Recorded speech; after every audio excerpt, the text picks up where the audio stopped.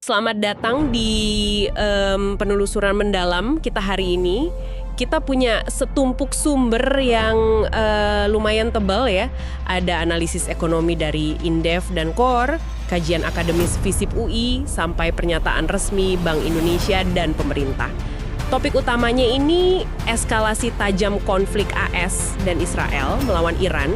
Tujuan penelusuran kita ini sederhana sih, kita mau membongkar bagaimana rentetan peristiwa yang terkesan jauh di Timur Tengah ini ternyata berdampak langsung ke isi dompet Anda dan posisi diplomasi negara kita.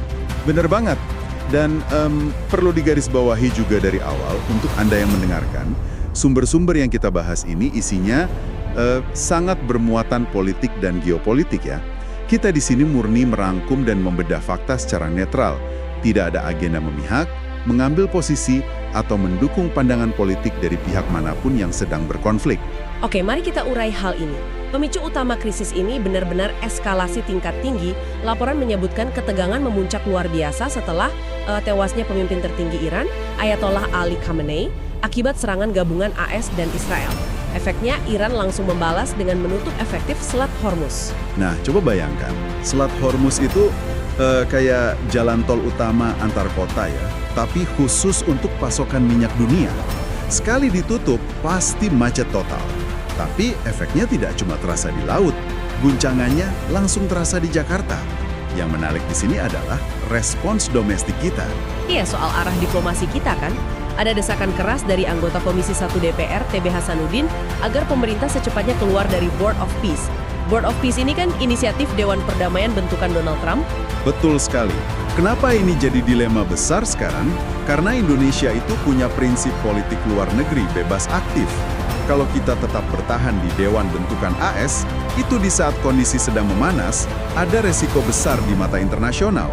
Indonesia bisa dipersepsikan seolah-olah mengamini atau mendukung agresi militer AS dan Israel. Itu jelas bisa membahayakan integritas diplomasi kita di panggung global ya. Tapi mari kita tarik urusan ini ke hal yang paling cepat terasa dampaknya, yaitu pengeluaran kita sehari-hari. Disinilah bagiannya sangat menarik. Pakar dari UMS bilang ekonomi kita ini ibaratnya sedang menunggu pukulan ganda. Pukulan pertama jelas datang dari harga minyak. Disinilah letak masalah utamanya. Di dalam asumsi APBN kita, pemerintah mematok harga minyak itu di angka $70 per barel.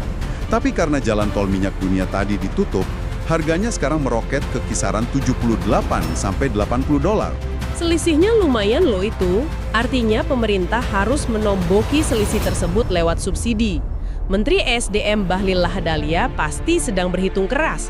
Kalau anggaran subsidi ini jebol, skenario terburuknya harga BBM di pom bensin tempat Anda biasa mengisi kendaraan bakal ikut naik.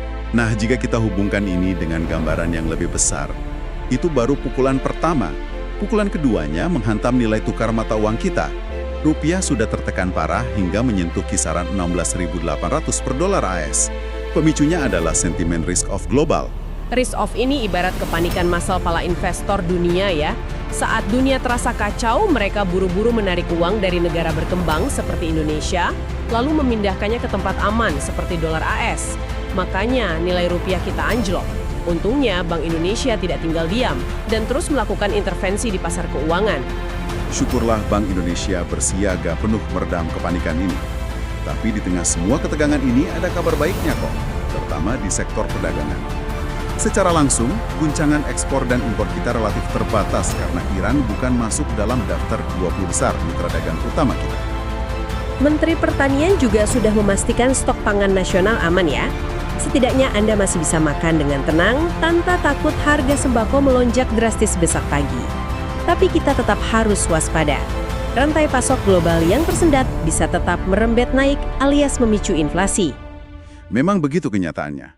Krisis yang terjadi nun jauh di sana ini bukan cuma sekedar berita luar negeri. Jadi apa makna dari semua ini?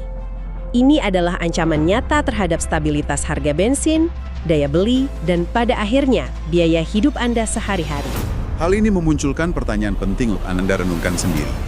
Sekitar 20% pasokan minyak dunia melewati Selat Hormuz.